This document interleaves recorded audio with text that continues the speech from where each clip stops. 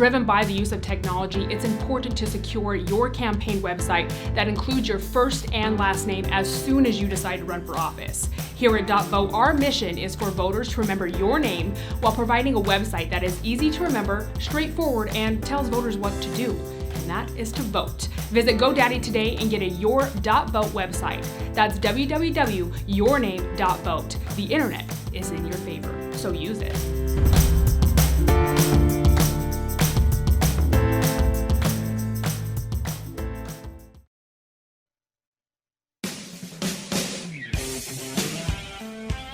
Welcome to another episode of Breaking Battlegrounds with your host, Chuck Warren. I'm Sam Stone in the studio with us today, and this is an enormous honor. Someone who is far more well-known to the Salem Media Network listeners than we are, Dennis Prager. Thank you for joining us today.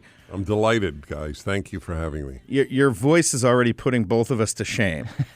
That's a riot. Radio voice. That's really... Well, look, I admit... It was a gift from God or nature that I have a good voice, a good speaking voice. I have a fair singing voice. I never sing. But in life, you see, you start me and you're ruined. But it's very important to know what you are responsible for, both good and bad. And so I have no responsibility for my voice. That was a 100% gift. Sort of like a 7-foot center in the NBA. That is exactly right. What he does with it, exactly. He gets credit. Exactly. You can be Dikembe Mutombo or Sean Bradley, and there's a big difference between the two. Right. So with your voice, when you were younger, did people say, you need to get on radio?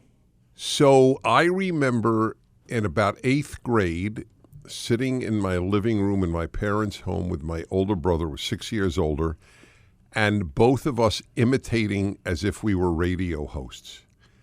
So I didn't realize, wow, I have that type of voice, but how many kids do that? The only ones you hear about are people like Vince Scully who do play-by-play. I mean, you hear people who do sports say they used to do it all the time. Oh, that's interesting. John Miller for the San Francisco Giants said he used to stay there and do the games all the time on transistor radio. Yeah. So you'll love this. So when a young person comes over to me and says, I'd like to be a talk show host, how do I know if I could do it? I said, it's very simple. Go into a room, sit alone for 3 hours, and be interesting. and half the time they go, okay, you're right, it's not for me. I mean, think about it. No audience. People have to understand that. We don't get any feedback. No. We're supposed to be interesting, funny, alive, provocative, but there's no facial recognition of what we said. We did 4 hours on election night here for the primary election, and afterwards we were talking 4 hours is a grind. I mean, we do an hour. I do 3 a day. How much time do you have to prepare to do a 3-hour show? There's no answer to that because all of my life is preparation. I'm constantly reading. I have, plus my phenomenal program, what are he called? Director? What are they called? Your producer? Producer. God, I can't believe that. My producer sends me phenomenal articles as well. So you have to be over-prepared to do a good show. If you got to every subject you were going to talk about, that's not a good sign. Yeah. Correct. Very, very Yeah, good sign. absolutely. For us, it's a lot easier because largely we do an interview-based show. So yes, we're talking to folks. Though interviewing runs the gamut from robots to really interesting interviewers. Most TV interviews are robotic. They have a list the producer gave them. Ask them, you could say, I actually think the world will end tomorrow at 6 p.m., and they'll go on to their next question. I sometimes want to do that. It's like in college, one time on a very long answer, I wrote in the middle, Dodgers win 3-0. And I was just curious, would I get an F? The teacher never saw it. You did graduate work at Columbia. Right. So how did that transfer over to how did you get into radio? This is a sad story, actually. I studied what was called communist affairs. There were 7 students in the, tens of thousands at Columbia. There were 7 who majored in communist affairs. And I was one of those 7. And I never, ever, ever thought that my studying of communism in the Soviet Union and Eastern Europe would ever be applicable to America. And it is. We are moving, we're Sovietizing America. The left is doing that. So I just wanted to show how relevant my graduate studies were to my work. I got into radio because a woman in L.A., I moved out from New York when I was 25 to direct a Jewish retreat center. My background is very heavily in religion. My first 2 books were about Judaism. I taught Jewish history at Brooklyn College. So I was brought out to be the director of a retreat center where Jews would learn about Judaism. A beautiful place in Simi Valley in 3,200 acres. And a woman heard me speak. The head of ABC Radio in L.A. was a good friend of hers and said, we have this super popular show called Religion on the Line. Priest, minister, rabbi each week, different ones each week. I need a new host. So she said, what do you need? I said, well, A, knows how to speak, B, knows religion, C, is not a clergyman. She said, I heard this young kid just recently at this institute in Simi Valley. Why don't you try him out? He knows how to speak, he knows religion, and he's not a clergyman. And within 1 hour, the program director slipped me a note and said, tell them you'll be on next week. And the rest is history. That's amazing. It is amazing. The coincidences, right? Yes. It's so much of life gets driven by random, or seemingly random coincidence, whether you believe in faith or destiny or that kind of thing. But I mean it. Well, that's the old Yogi Berra line. When there's a fork in the road, take it. Well, yeah. I mean, you get opportunities when you're out and about. Oh, Yeah. totally, I mean, if yes. you're just sitting home and complaining and trying to overthink everything, those opportunities do not come to us. Well, that's exactly right. And you have to know it's okay to fail. If you're afraid of failing, you will never succeed. It sounds like a cliche. I never actually heard it that way, so it's not a cliche, but it's true. I don't fear failing. I don't feel falling down. But isn't that I don't know any other way to learn. It's the most important lesson. Yeah, totally. Yeah. Dennis, isn't that the interesting thing? One of the most interesting philosophical divides between the left and right now is the left wants a guarantee. Everything's 100% guarantee now. You hit it on the nose. They want, and there's a reason for that. They fear pain. Yes. They live in fear. COVID was the perfect example. Conservatives had contempt for lockdowns and contempt for masks. Conservatives were right. The lockdowns were completely injurious, horribly. What was done to children is a form of abuse. And what was done to small businesses and people's incomes and marriages, the suicide rate among young children is now, adolescence is the highest in American history, as are the depression rates, all from the damn lockdowns. By the way, I just want to say, it's a total brag, 100% I admit it. And it's on the internet. April 2020, 1 month into the lockdowns, I said the lockdowns are the greatest mistake in world history. You were probably the very, very first person to say that. So. I think that is true. I mean, I know a lot of people who came around a month later, 2 months later, but I don't know many people at that point. All I did is read and follow common sense. You don't quarantine the healthy. Right. And the healthy were all young. Why are you quarantining a healthy 25-year-old? Well, And destroying the economy, Yeah. adding to debt. Right, that's correct. Destroy exactly. Well, maybe they wanted to. Well, and you talk about reading. One of the things I worked with the city of Phoenix. One of the things I read into was all our emergency and disaster planning. At the top of viral outbreak emergency, it said, once an outbreak has been detected, it's too late to stop it. Oh, really? Yeah. Well, there you go. Because it's broken out with international jet travel. The presumption, the knowledge was that there would be no stopping it at that point because of latency, viral latency. You don't know you're carrying it until you're somewhere else. That was in all the documentation. Are you guys religiously oriented? I am. I am not. Okay, so I'll tell you, I am too. My biggest disappointment were churches and synagogues. The vast majority went along with irrational secular authority. And if I can't depend on courage from religion, there's no hope for the society. Why do you think that was? Do you think it's because cowardice is the human given. The default in human nature is to be a coward. Well, cowardice is easy. And that holds for rabbis, priests, and ministers who are, I just want to know, I am the biggest advocate of religion in secular radio. And yet I am also an advocate of telling the truth. They failed. They failed the test of courage and of being serious religious people.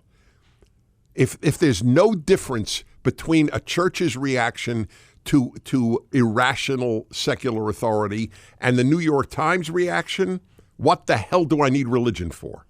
That's a great question. We had, I helped a group of Hasidic Jews who did stand up. That's to right. New York. That's exactly right. They had a wedding. Oh, Yes. And some died. And you know what they'll say? It's better to live and risk death than not to live. And then they came out here for their celebrations for the coming year, here to Arizona. Is that right? That's right. Yeah, we helped arrange them to come out here and be able to do it here. I love it. I love it. Exactly. And I had virtually every evangelical with a big congregation who was open, I had on my radio show.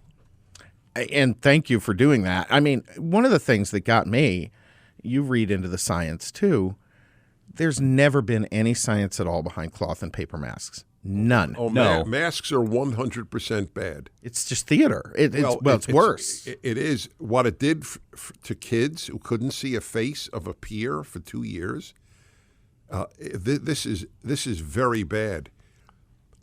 I have condemned my whole life the Islamic veil. I said it's dehumanizing. Mm-hmm. Why wasn't this? Right. I think it goes back to what we're talking about. We had opinion leaders who want to put everybody in bubble wrap.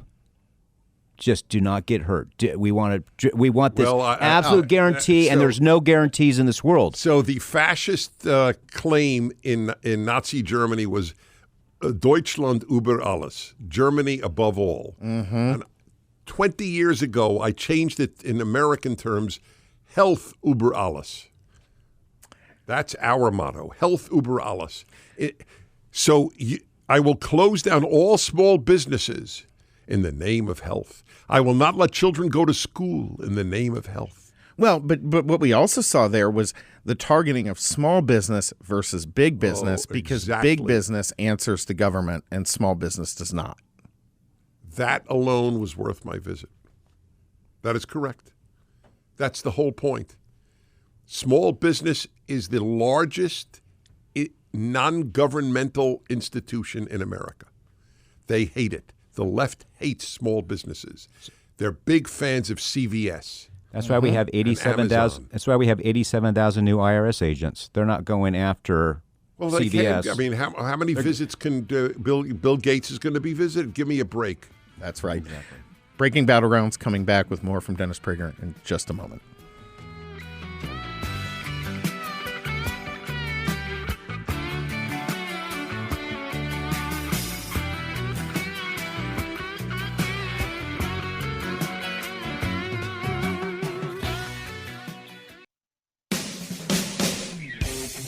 Welcome back to Breaking Battlegrounds with your hosts Sam Stone and Chuck Warren. In studio with us today, and a great honor, Dennis Prager.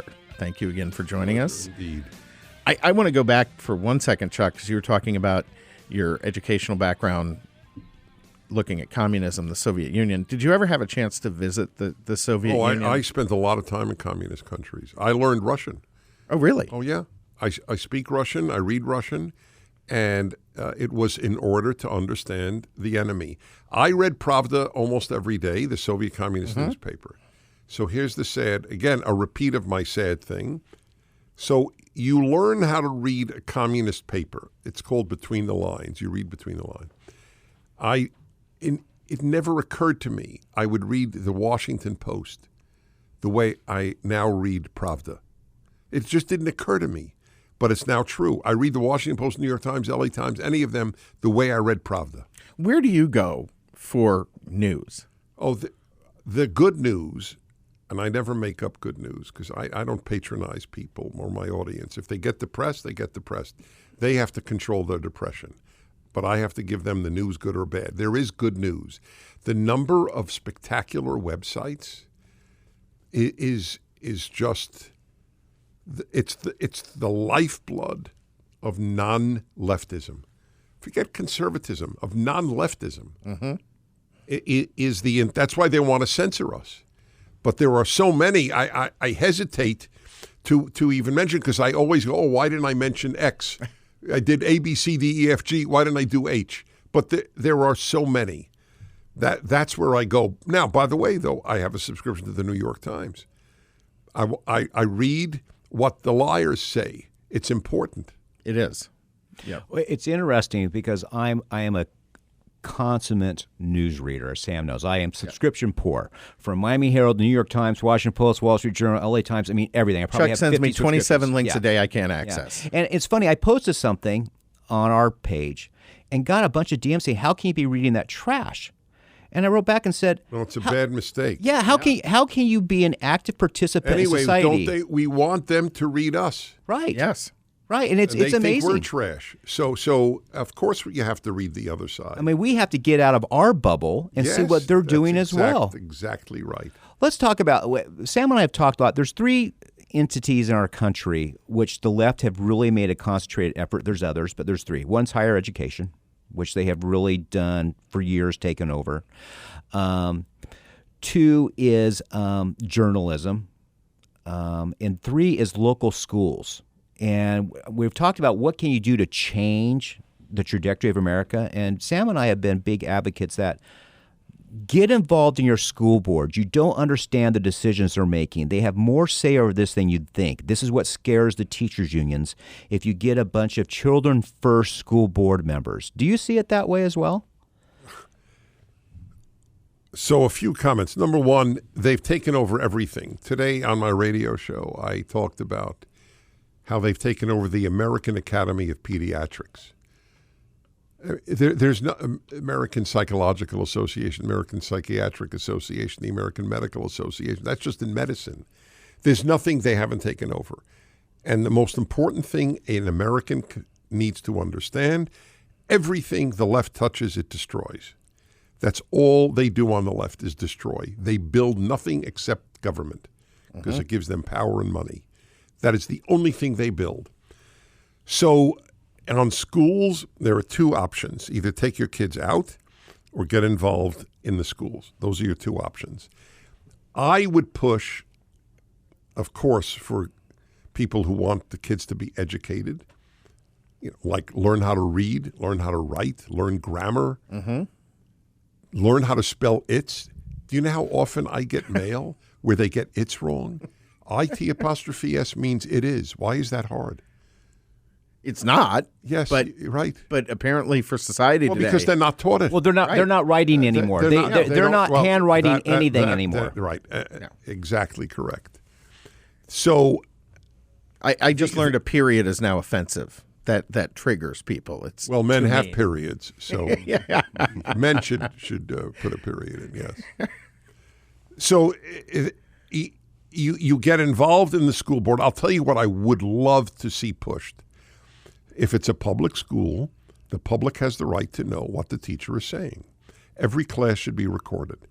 I taught at college in the 70s, and kids would come over. Mr. Prager, can I record your class? And I remember thinking, it's so sweet that they asked.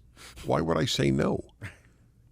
Right. Well, I didn't know. I mean it. I didn't understand why a teacher would say no.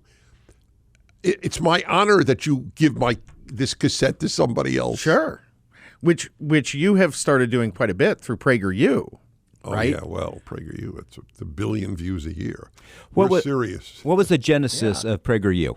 Alan Estrin, the producer of my show and dear friend for many years, came over to me in the middle of the Indian Ocean on a Prager cruise. Been cruising with listeners for 25 years till, I never say COVID, till lockdowns. You should never say COVID. Say, I like that. Pre-lockdown, post-lockdown. Love it. COVID didn't kill us. Government. Yes, lockdowns. Yeah. Exactly. In other words, of course it killed individuals, but the society was killed by the lockdowns, not by COVID. Well, and frankly, probably as many or more people died as a result of ills of the lockdown. Well, in the and world, that's going to continue the next 10 years. No, don't start me on that. That's why I opposed it in April of 2020. I read how many people will start starving around the world. Anyway, so he comes over to me in the Indian Ocean and said, Dennis, we got to get your ideas to more people, which is all I live for, is to get my ideas to more people. So it was the best thing he could say to me. And I said, what do you have in mind? He said, Prager University. Now, since Alan Estrin has not told a joke in 47 years, I knew he wasn't kidding, but I had no idea what he's talking about. He said, not brick and mortar, the internet. And he had this brilliant second idea. The courses should all be 5 minutes long. And now we have over 500 of them up. I only give 1/10 of them. 90% are other people, and they're magnificent. They are. Yes, every single. You have no idea how much work we put into every single one. Well, and if you're a parent out there who's looking for an alternative to help educate your kids and give them a different point of view, or even just educate their kids. Yeah, you could live on the PragerU videos, and you'll do well. Yeah, absolutely. When you do this, I've seen you at a couple of different speaking engagements, that sort of thing. But I get a real sense that your mission, if you define it that way, I have one. Yes. Is to expose young people to a brand of ideas that they are being deliberately denied. The only change I would make is drop young people. It is true that there is a greater urgency because that's the next generation. But if a 55-year-old says I changed his life, it makes my day. That's phenomenal. That is phenomenal. Chuck, we have about 15, 20 more seconds before we go to break. Tell people quickly before we take our break where they can go to find the Prager University videos. PragerU.com. It's as easy as you can get. What do you get your most views on? Just through YouTube, or do you go to Facebook, Twitter? I don't know where we get our most views. We're trying to make people choose PragerU rather than YouTube because we don't know when they'll censor us. Yeah, you control it. Yeah, absolutely. Wow, this is a fantastic interview. I wish we had 2-3 hours today. We'll do it again one time. You guys are great. Phenomenal. More with Dennis Prager coming right back.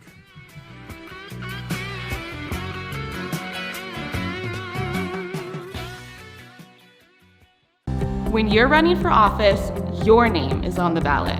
So why not have your website be your name? If your name is John Smith, you need a .vote web address that says www.johnsmith.vote. 2022 will come faster than you think. Visit GoDaddy today and kick off your new campaign with a new personalized web address.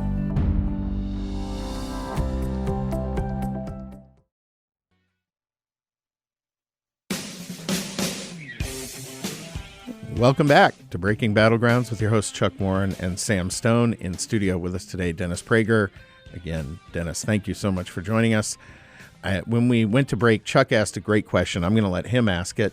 You had a very mysterious smile when he asked you that Dennis question. Prager. Yes, you did. You did. I didn't know that. Go ahead. The Dennis Prager conservative beliefs are: did you grow up in a conservative family? Is there something you developed on your own? What strengthened them? My parents were liberal Democrats. I was a liberal Democrat. If you're a Jew in New York, you're a liberal Democrat. In fact, it's on your birth certificate. This is my theory. They can change your sex, but they can't change Democrat.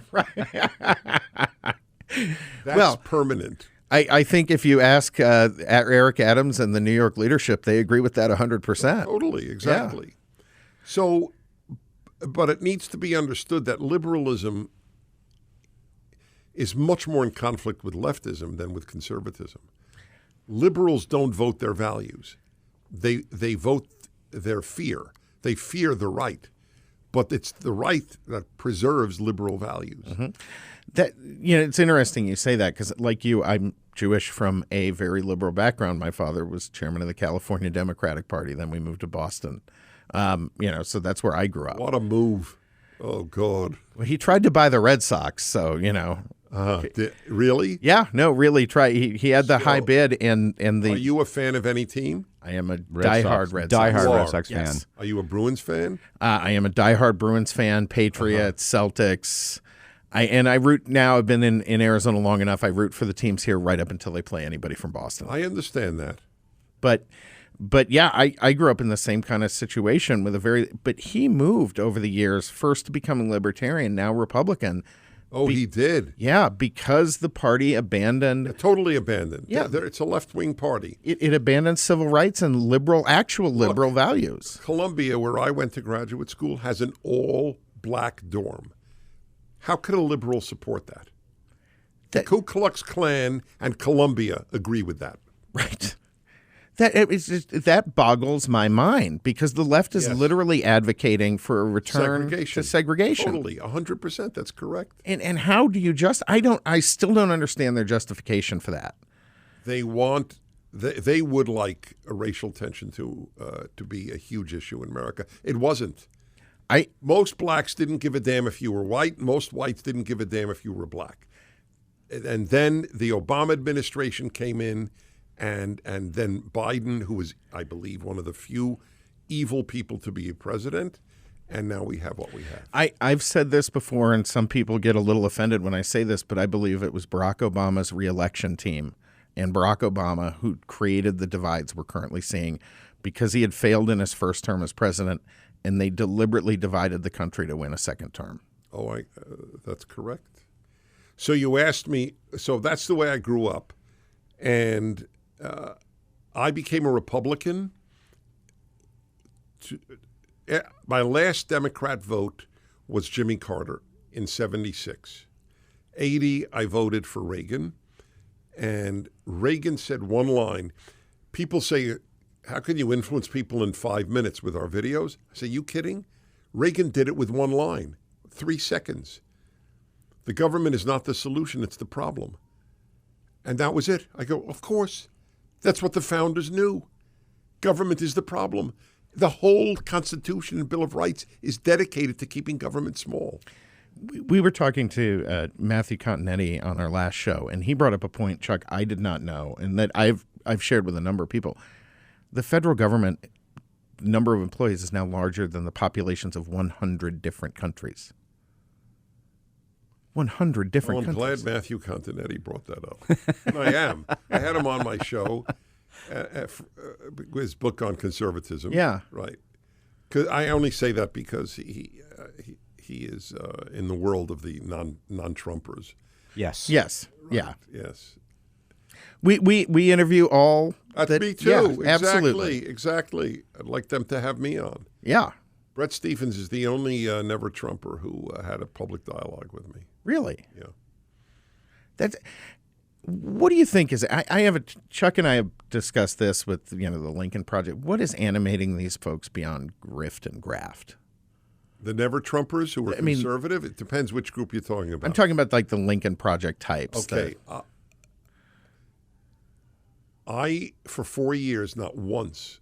That's 3 hours a day radio. Not once did I say Trump derangement syndrome, but I now believe it is accurate.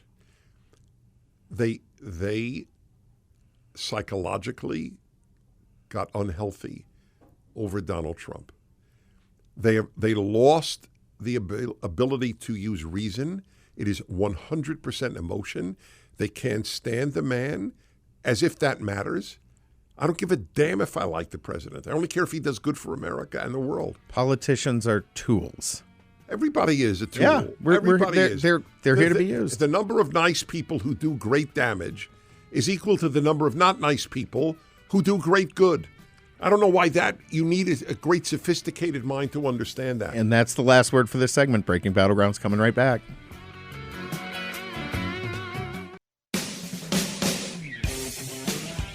Welcome back to Breaking Battlegrounds with your host, Chuck Warren. I'm Sam Stone. In studio with us, Dennis Prager. Been a fascinating interview so far, but I've got to ask. So far. Well, until it's over, it's not over, right? I agree with you. You have no idea. I may blow it. 14 minutes and 30 seconds left, and we just have no idea what's coming, folks. Right. But I got to ask, because we got into this a little over, a year and a half ago or so. About a year and a half, yeah. And we've been building into some new markets and all that kind of thing. But what advice would you give people who are looking to get into radio or into the podcasting space? Because you built an amazing career in multimedia? It's not easy to answer, but I can tell you. You'll find it interesting. I write a weekly column. Literally 1,000 of them are up there, 20 years worth. And this is right now my 40th anniversary in radio. So I have credibility, I think, in saying what works. And this will sound boring, perhaps, ironically, given what I'm going to say. I tell people who enter it, which you guys have already passed it, but I just want you to know as a general statement, there's only one thing every single successful talk show host has in common. One may be beautiful, the other a disgusting human being. They may be left, they may be right, they may be sports, they may be politics, they may be economics, but there's one thing everyone has in common. They are relentlessly interesting. That is the single most important criterion, not just in talk, in all communication. I conduct orchestras. It's my avocation. Really? Yes, I'm very into music. And for all of my life, I wondered, why do I prefer this conductor's Beethoven's Third to this? It's the same exact notes. How could that be? And I didn't have an answer all of my life. Or this pianist's Beethoven sonata, same sonata. And then I realized this one held my interest and this one didn't. It is the single most important thing in all communication. When you had a boring teacher that he could have been discussing sex, you would have fallen asleep. An interesting teacher can make butter entomology interesting. Everything revolves, how interesting are you? Do you hold people's attention? And not by gimmicks, by substance. That's very important. Well, gimmicks only take you so far. That's correct. It's a TikTok culture. And you'll have to out gimmick yourself the next time. It never ends. And you have to be authentically interesting. Pretty soon you're on Jackass and risking death. Exactly. That sounds about right. Yeah. Yes, exactly. So that also a sort of niche that will develop naturally. What do you provide that 100 others may not? That's, as I say, it usually evolves naturally, but that's an important factor. And play up who you are. So you're a Christian. Yes. So he's a Jew. That's an interesting combo.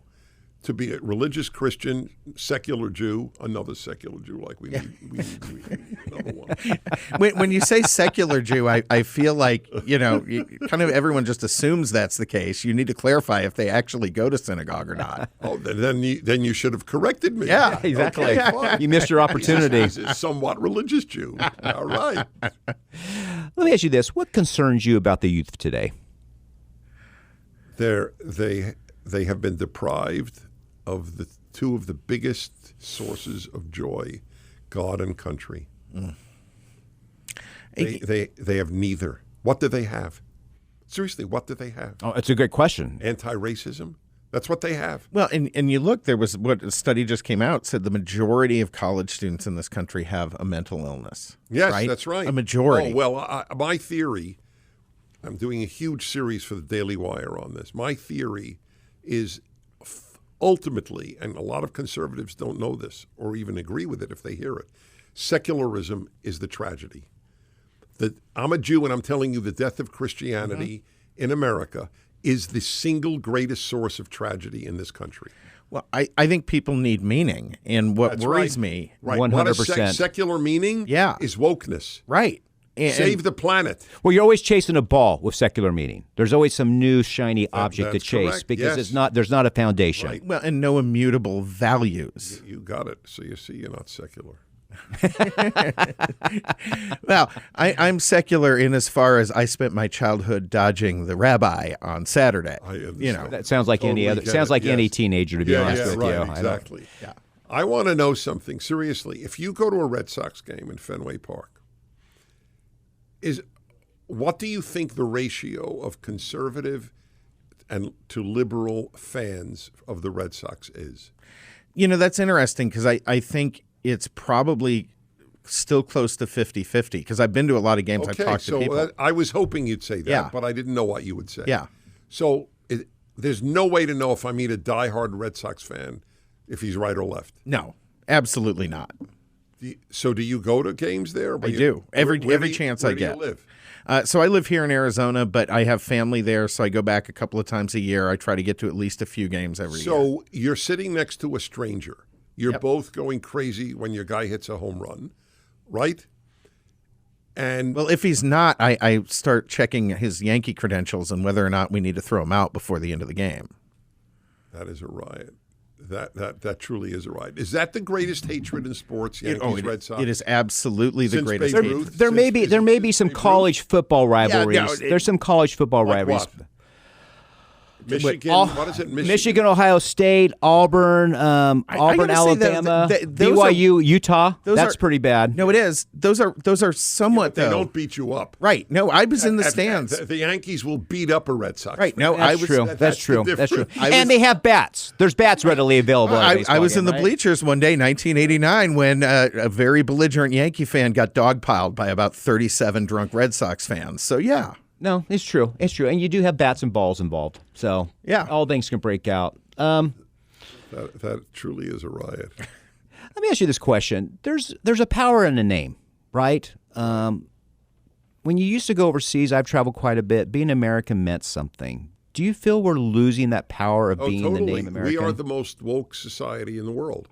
Even maybe Canada's an exception. Canada's becoming a police state.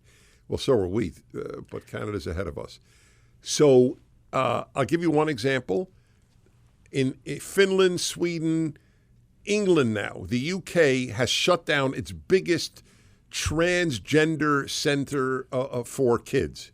They realized it's child abuse what the Boston Children's Hospital, take Boston, is doing to kids. Mayo Clinic here just put out the same thing as Boston Children's Hospital. They're all. Yeah. The medical profession has become diabolic.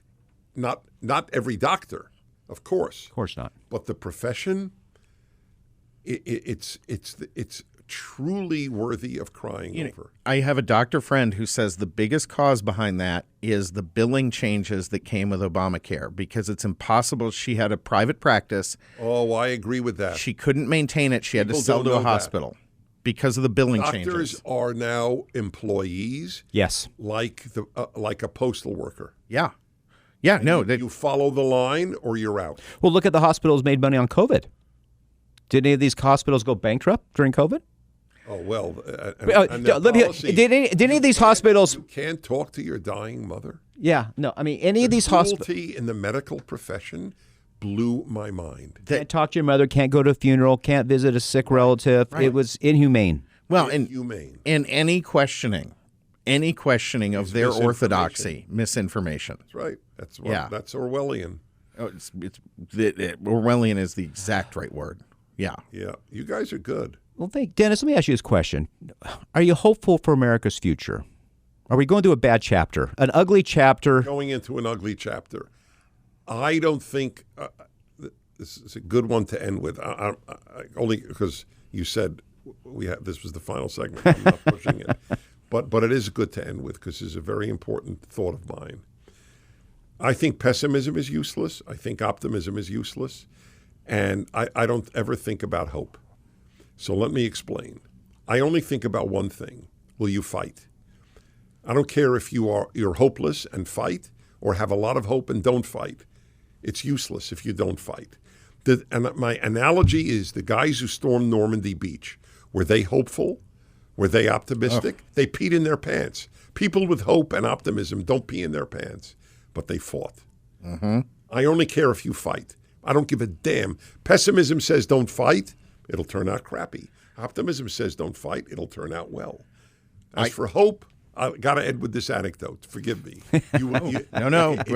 It's dark and hilarious.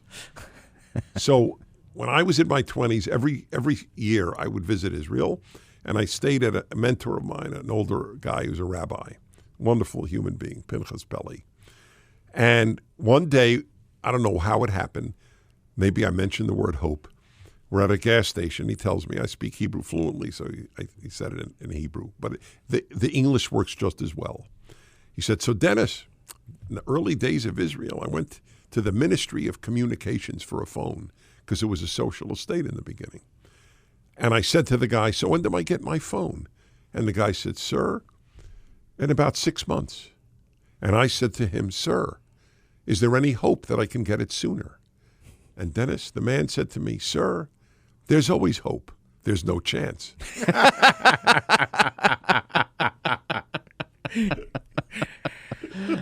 Well, but I think this highlights a bigger problem, something I've talked about. I think 10 years ago, I scared the heck out of a bunch of people by saying I was very concerned that within my lifetime, the United States would no longer be 50 states. But I've come to believe that is a distinct possibility at this point. Yes.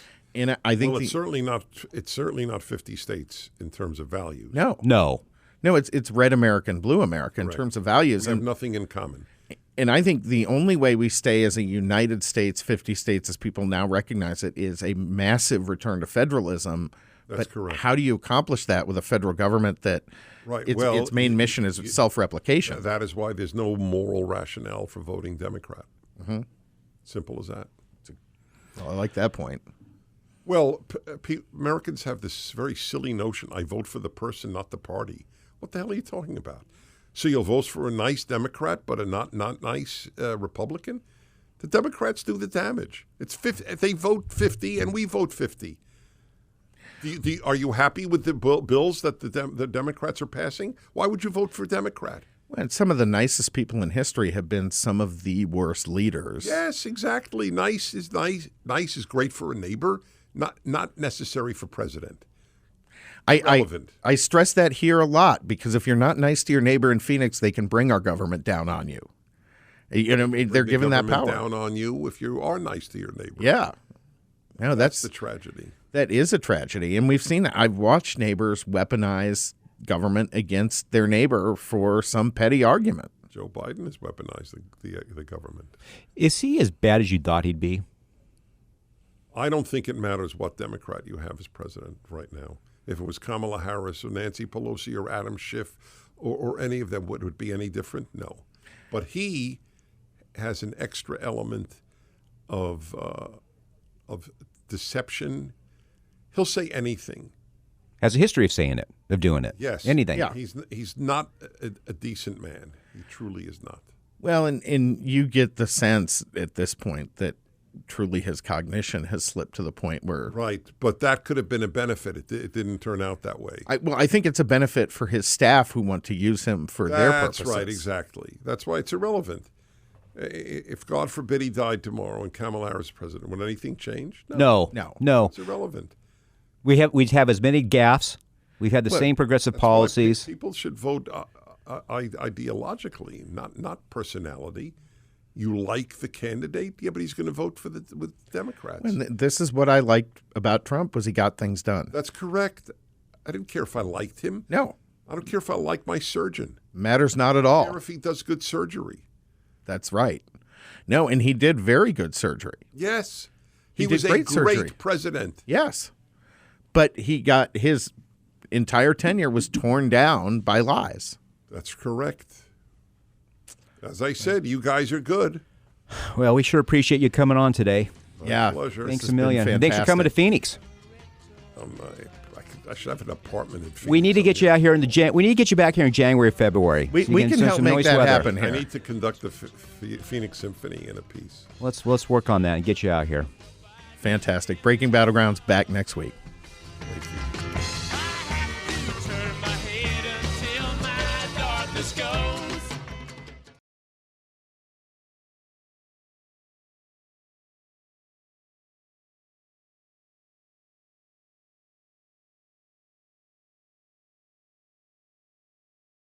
Running for office?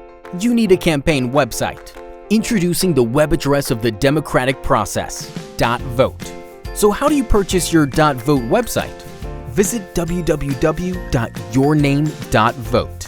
Type your website name, example www.johnsmith.vote. It's available. Add your web address to your cart and check out. Once checked out and have received confirmation, you may begin to create and utilize your website to connect and engage voters. To learn more, visit get.vote. Happy campaigning!